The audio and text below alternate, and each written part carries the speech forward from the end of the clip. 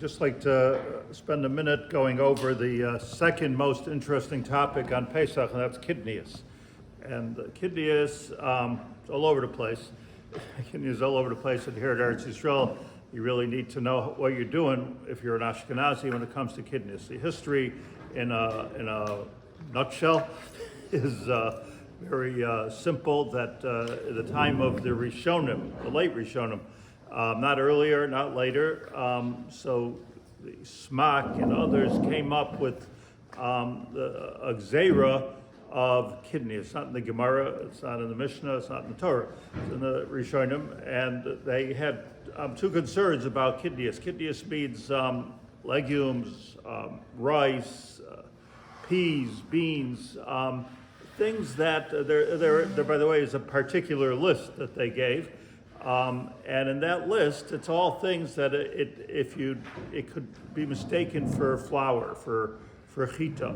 And that happens, the Rishonim explain two ways. The Beis Yosef brings this, who's the Baal HaShulchan Aruch, and he says there's two possibilities of problems that the Rishonim worried about with this. Number one is that it's very easy for it to get mixed up with a piece of chametz. In other words, I don't know what happens today in factories if it's the same thing, but at those times the grinders and the places where they manufacture those things, it's very easy to mix up a piece of chita in the rice mill. There's such a thing as a rice mill, I'm not sure, but you put it in with the rice. So that's one thing. The other thing was mix up in people's minds. That was the second problem, that people will say, oh, listen, you can make bread out of, you can make rice cakes, you can probably make cookies. And that would be the problem, and people would end up making cookies. So many Rishonim said just you can't eat it, and they made a gzeira on it. Other Rishonim said you don't, like Rabbi Yaacov Haber, and for that matter the Shulchan Aruch himself, paskins that we don't have to worry about that. We don't add on to the Torah. It is what it is. What it comes down to in Taf Nun Gimel is machlokes the Shulchan Aruch and the Ramah.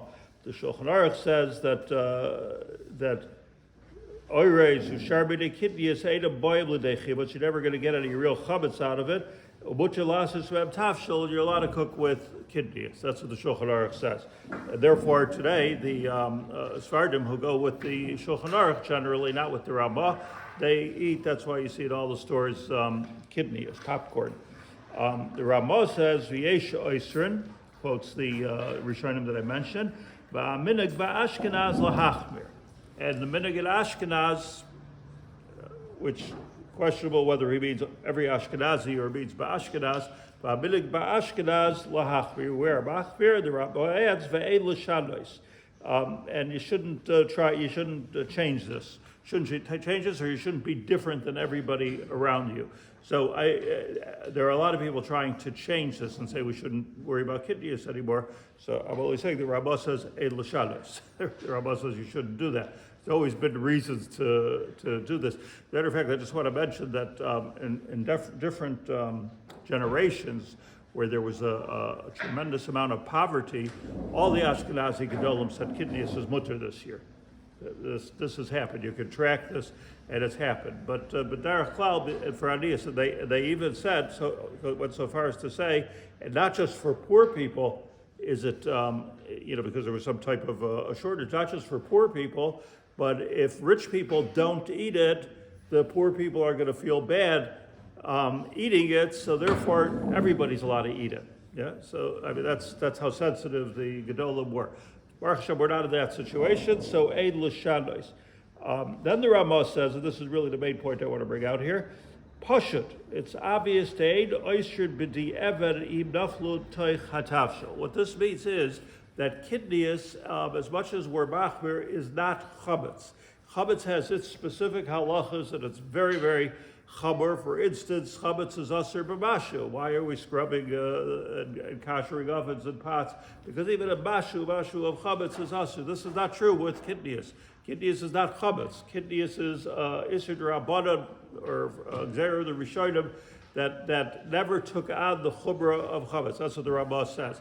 And therefore, if it falls into the tafshel, somebody put in by accident a piece of rice, some rice into the soup, so you can eat that tafshel. You could also use oil, which is kitniyos.